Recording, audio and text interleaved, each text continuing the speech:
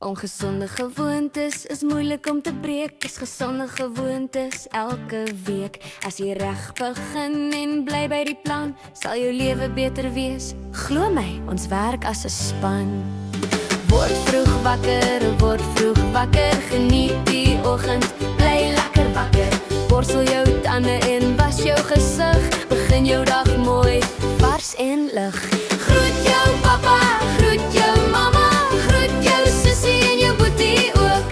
Groet jou maats en almal by die skool, jy is spesiaal, onthou dit ook. Eet 'n gesonde ontbyt elke dag, dit gee jou energie en krag. Vrugte en groente is baie goed, dit help jou groei.